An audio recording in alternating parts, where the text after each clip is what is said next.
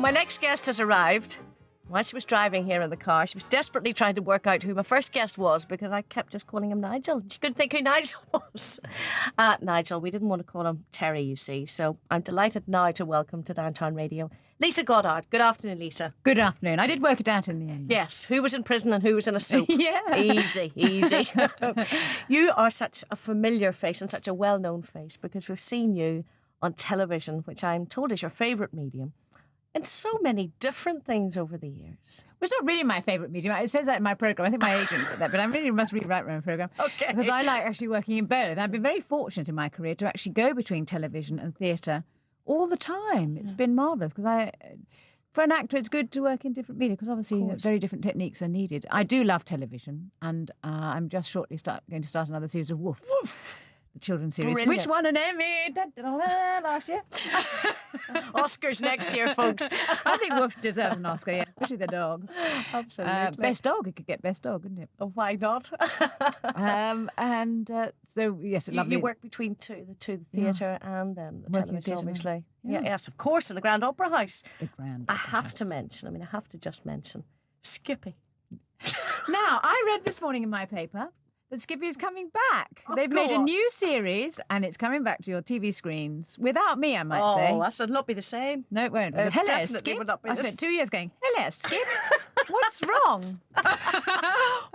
They always say never work with children and animals, and there you were stuck in the middle of the whole lot. Well, I spent my whole career working with animals and children. I'm still working with animals and children. And Woof is dogs and children. Right. And the series I did before with the same director who does Woof was Seal Morning. I was working with seals and rats and things. And before that, I worked with the brown bear and various things with him.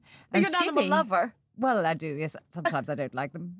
Oh, my retriever's in hospital today. She's having a nail removed. She split her nail on Saturday. Poor thing. Poor baby. Yes, indeed. Sent her lots And of love Mummy if she's not listening. even there. Mummy's not there to hold her paw. Oh, that's terrible. They've all been ill, actually. My deer hound's got underactive thyroid, so she's on pills. Beautiful animals, dear hounds. No brains at all. No brains at all. So she's on pills, and which have to be hidden in a piece of cheese, so she'll eat it. Otherwise, she spits out the pills. And Good eats them. heavens. And the Dachshunds had colitis. Honestly, it's been It's a menagerie catalogue you live of, in. Yeah. Is it? How many animals do you have at home? Well, I've cut right down, and I've only got the 5 dogs, 2 cats, and a horse. I've cut right down. I've got rid of the geese and the chickens and... Who looks after all this lot when you're away off scouting around the world and in plays such as The Real Thing? Oh, well, I have to have these fabulous girls come in and take care of them. Bet. And you've got, I suppose, when you go home, it's a great big welcome. Oh, it's then. wonderful. Absolutely wonderful, yes. But it's hard leaving. Yeah. It's hard leaving them Yeah, all. exactly. They want to come too. You're in the midst of a 9-week run, am I correct? Yeah. Of The Real Thing by Tom Stoppard. Yeah. Now, I've read reviews of the play from other parts of the country, from the mainland, and they tell me that it is a very complex play, and you need to keep your wits about you because you could get slightly mixed up. Yeah. Without giving too much away and maybe helping those who are going tonight and further on in the week, could you tell us briefly, basically, what the story is? It's about 2 couples. The story's about 2 couples. You start off with 1 couple and then they become another couple. In other words, the characters that Chris and I play are married to other people at the beginning of the play. And then our characters come together, which is Henry and Annie, and they get married. So you end up the end of the, giving too much away, the end of the first act is that we are then together as a couple. And then the second act is all about the exploration of that relationship. So the first act's about them coming together, and the second act's about them going through traumas and ending up in the end as it is. They'll have to find out when they go along to see. No. Is it a very civilised breakup between the 2 couples? And do you More or remain less, friends? No, they don't remain particularly. Henry remains friends with his ex-wife, yes, Charlotte, played by Ross Martin. What do you think of people who get divorced and who say it's all very civilised and they remain friends? Well, didn't happen to me. I can tell you that, and I've done it twice. I was getting we're still around to not that, particularly friends. And it wasn't at all like that. A lot of muck and tears. And... Yes, I remember reading a little bit about that. It's a very hard thing to do in a civilised fashion, isn't it? Very, because it's such a painful thing to do. I mean, I don't think anybody sets out to do it. They make it sound easy. Perhaps they just feel that it's a good thing to say publicly that it's easy, and it's not at all, because they're just lying through their teeth. Yeah, exactly. Not an easy thing at It's all. not. And I hope It never comes to you, as they say. Last night you opened at the Grand Opera House. What was the audience like last night? Marvellous. Because we usually get a good Monday night audience here. We get a good audience every night. Full. It was full. Well, no, it wasn't full. I was really disappointed. We've come to expect theatres to be full. You come to expect these things. We thought, oh, it's not full. But there were 400 of them out there, and they were wonderful. The 400 that were there really enjoyed it. They laughed in all the right places, and they seemed to understand it. And it is a very complex play. We've had some places where the audience was sat there in stunned silence, going, "What's going on?" But our lot understood. They seem to, yeah. The people we met afterwards just were thrilled with it. And they really did understand it. It is complex, but don't let me put you off. It is funny. Lots of funny moments. Lots of funny moments. Lots of very sad moments and lots of profound moments. And sometimes you find the audience sort of going, ooh, and ah, and making noises as they sort of go, ooh, ooh, and agreeing with it. It's a lot about divorce and things like that. A lot about love and what it means. I mean, some wonderful speeches in it. It's worth reading it. It's worth buying and reading because it is a beautiful piece of writing. I do believe that Tom Stoppard is the modern Bernard Shaw for me. Because he's putting forward profound ideas in with humour and using wit. But it's a great play. I think it will be one of the great modern plays. Well, we hope so. And we hope there'll be more than 400 there along tonight. I'm sure there will. Ridiculous. Well, what were you doing last night, Belfast? Get to the Opera House this week and have a little look. I want to talk, obviously, about the play, but I want to talk about some of the other things you've done, Lisa, also. You have, or had perhaps, the job on television that I always wanted. Ladies' captain. Oh, give us a clue. Are you good at that? I love it. Give you a demonstration on the radio. Listeners, it'd be absolutely fascinating. That must have been a joy to work on. Fabulous. I do hope we do more. Yes, we didn't do any last year. No, they've been missing for a little while. Why is that? I suppose it's all to do with these franchises and who's doing all that what. boring stuff. Yeah, right. So we didn't do it, but I can't tell you the joy with it. And I have to say, absolutely, we never know the clues in advance. It's a bit like come working. on. I promise you, the producer, his briefcase is locked with the several chain thing. So it's like Fort Knox. You're going to have to. Don't know what it would take to bribe him to get a look in the briefcase. But certainly, I've never seen a clue. And Lionel, by the end, and I were given 21-word titles to do. But you see, I love it. If you get good at it, then you want more and more of a challenge. You don't want these awful boring ones. Well, it's one of those things that practice can make perfect because there must be little ground rules that you notice as you go along. And there are you little get words smart. that come along that you think, oh, I'll use that. One of the guests, for example, of course, I've forgotten his name now. Never forget, what's his name? What's his name? Oh, he plays Rene in LOLO. Gordon Kay. Wonderful man. And he did this marvellous mime of, it was for bee, the word bee, B-E, but he did this indication with his hand of a bee flying about and then stinging him on the nose. So we use that forevermore as bee. Excellent. So you can, you introduce words like that, obviously, instead of the old charades rules that we all played by years ago. Yeah. You introduced new ones, which obviously people in their own living rooms are using nowadays. Well, what we were finding as it was getting, because we've never repeated a clue either. David, the producer, never repeated clues. So it was getting to use more and more obscure ones. So I don't know where he gets them from. And because there were lots of little ones in the title, it's better to get rid of the little words as quickly as you can. So therefore, everybody accuses us of cheating. We said, well, if you get rid of little words, then you can concentrate on the big meaty words. You can break them down into syllables and have much more fun that way. Another one is how, when you just do the Indian sign, hold up your hand. Yeah. You should be in the studio, we're doing it all. Do you get to choose, or does the producer get to choose the people who'll be on your team? The producer chooses them. You can't say, I'd like my pal on there. Oh, yes. And you do get your pals on, of course. Great.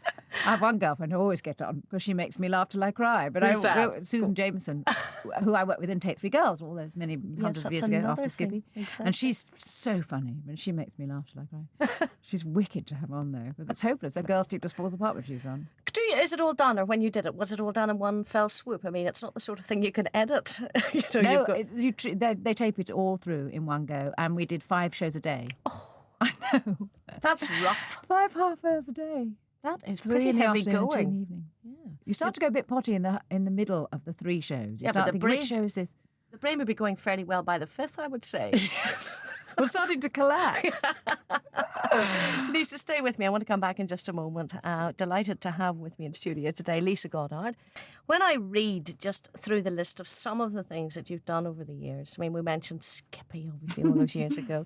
Give us a clue more recently. Woof on television. We go back a bit to Take 3 Girls. And what else? The Brothers. Yeah. Yes, It's very popular. honestly.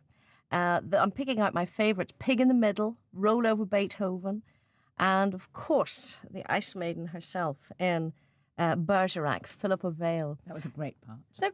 All these parts have been lovely parts. They have actually. I've been very, very fortunate. I've had some wonderful characters to play. You've mentioned several times with me off air writers of particular series, and they say, "Oh, he wrote that or she wrote that." Yeah. Would they tend to write series around you? Would they think of the idea and then say, "Lisa's perfect for that"? Or They what? did with the Terence. I know Terence and Brady and Charlotte Bingham did after because they wrote Take Three Girls, and then I met them. They'd written that before I met them, and I played it, and then they wrote Yes, Honestly and Pig in the Middle for me.